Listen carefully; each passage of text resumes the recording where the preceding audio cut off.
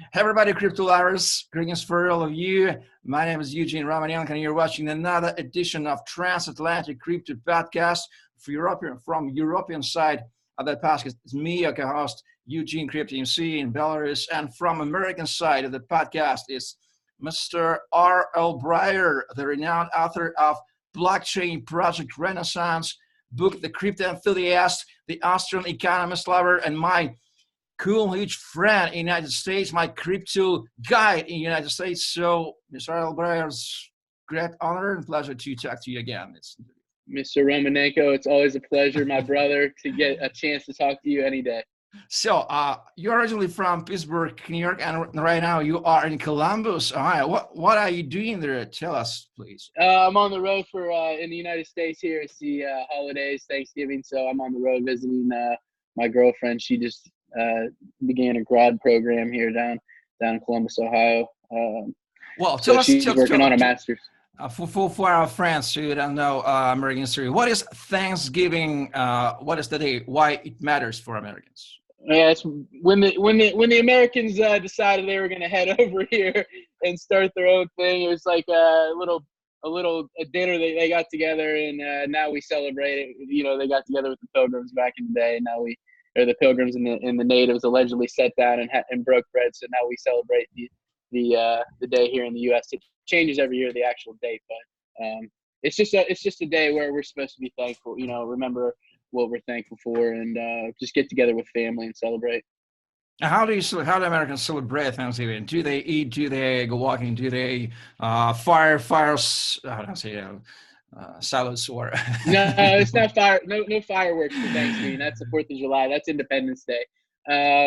It's really like we have a turkey, and you know, that's pretty much the traditional meal is a turkey and you know, mashed potatoes, gravy, green beans, rolls, stuffed biscuits. That sounds tasty. Like that. Let's go to crypto. Yeah. I don't want to put you to sleep here. So, what are the main use in crypto area from your viewpoint in recent months, for example? Tell us. A lot of people, you know, we had the big run up since the last time you and I talked. We ran up to $14,000 United USD. And I thought we were probably going to head to, you know, 20K pretty quickly, because the last time that happened within a month, you know, we broke into the teens, we hit 20,000, but it didn't happen. We saw like this 50+% drawback, and a lot of people started talking about a bear market, but I'm just not buying it. I think this is definitely still a bull market. We're going to head up to new all-time highs here in the next, I've been saying, you know, before the halving, and I think we're about 177 days. I forgot to look today before we got on, something like that away from the halving. So I'm pretty confident that I think this time we could break it before the halving, but I'm pretty certain this is a bull market. And after the halving, we'll definitely break the new all-time highs. I'm thinking $65,000 in the next 2 years, probably like 90-something weeks or so. But yeah, so we got that going on, and I'm pretty excited because, you know, that bear market was pretty brutal over the last couple of years since the end of 2000, early 2018 when it reversed. So I think everybody's ready for the gains, but not just to focus completely on price. I'm interested in a lot of other things right now. The Fed just lowered or is buying up more treasuries to keep interest rates artificially low. So all this stuff is kind of culminating together. I think they just pumped like another $160 billion basically into the economy.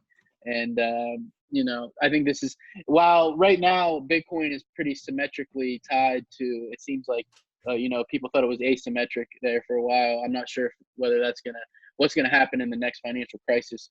We're now in a market where we've had, this is the longest bull market for stocks in the history of the stock market. So all these things kind of culminating together, I think that something has to give here pretty soon. It just doesn't seem very promising moving forward. Well, we're at our European side and Russian side carefully tracking all of the Donald Trump tweets, because it's the main newsmaker in our area. So did he post some tweets about crypto last month? Don't you know something about it? Donald Trump? Yes. Yeah, I don't put a lot of stock in. I don't put a ton of stock in just tweets per se. I don't know. I don't follow the political circus too much. You know, we're both Austrian school guys. I Yes. try to stay away I'm from the. joking. I'm joking. Yeah. Just for We don't fucking you know. care about what I say about crypto. Yeah, we don't really care too much about what the governments are doing. It is interesting that a lot of countries now are finally admitting that they're going to create their own digital currency. I think it's basically been leaked, or they're coming out and saying it. Depending on where you're at in the world, that all these countries, all these central planners have basically just they're realizing that Bitcoin is the best money ever made, and they basically have to capitulate and start their own cryptos or whatever. But I wrote about this in Blockchain Project Renaissance on Amazon.com, Volume 1. That this is a very risky time in world history, because with the power of blockchain, it can work in our favor in a decentralized fashion, or in the opposition. I view the state as our opposition, basically, in their favor, as in a centralized fashion. And we have to make sure that we choose the right projects, or we can end up being, everything we do can end up being tracked on blockchain from birth to death. So it's integral to human freedom that we make the right decisions. Well, you might have known that the third largest American political party, Libertarian Party, after Republicans and Democratic Party, don't you know, did you talk about Bitcoin or cryptocurrencies or whatever stuff concerning like that in their political speech, if you're tracking, of course, this area of... Yeah, well, I think it all began with Ron Paul, when he was sort of like the libertarian, but running as a Republican candidate back at the beginning of this decade. He kind of put that message forward. I think he might have been the first one. I'm pretty sure he was the first one to accept cryptocurrency as donations for his platform. But I don't keep up on too much of the politics these days. You have some of these people that are running that know they can't win, that are talking about Bitcoin and stuff, and I think they just do it to draw in more people. I think we both agree there's no state solution. It is interesting that you finally see people in the governmental sector embracing cryptocurrencies. I think it's very positive that anytime it's being talked about, even if we don't agree with politics, that it's on people's minds.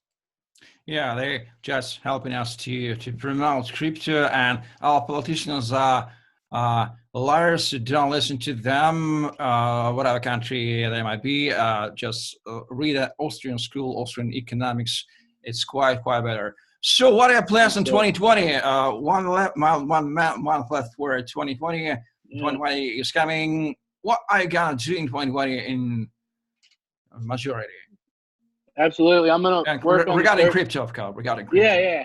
I'm gonna work on my third book. I don't know when that'll come out. I'm gonna try to get that started, and then I haven't started on it yet. The second one is actually being translated into Bosnian right now, which I think is pretty cool. It's in Swedish too. It's kind of some of these people are taking it upon themselves.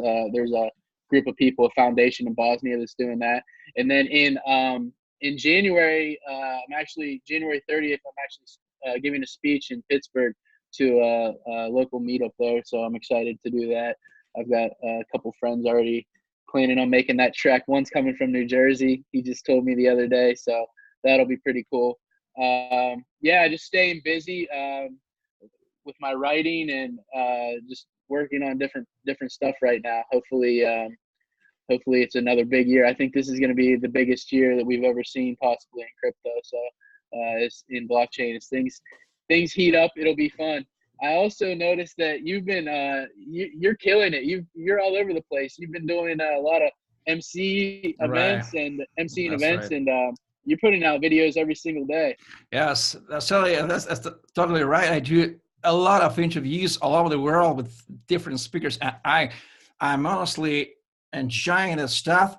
And November has been quite silent for events. I was mostly here and home online doing interviews, and my December is is already scheduled. I have got 4 events in December in 3 countries: Russia, 2 in Russia, 1 in Belarus, 1 in Ukraine. I'm pretty excited about that.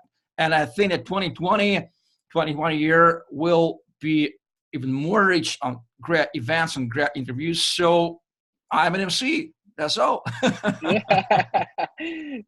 Who's the most interesting person that are you allowed to say that you've talked to recently? Everybody, Yeah. everybody. Because psychologically, I am, how to say, I can talk to any infinite amount of people. Really, that's really, I don't hate to talk to people. I cannot be overloaded with talking. I really love to talk. That's why I'm doing interviews.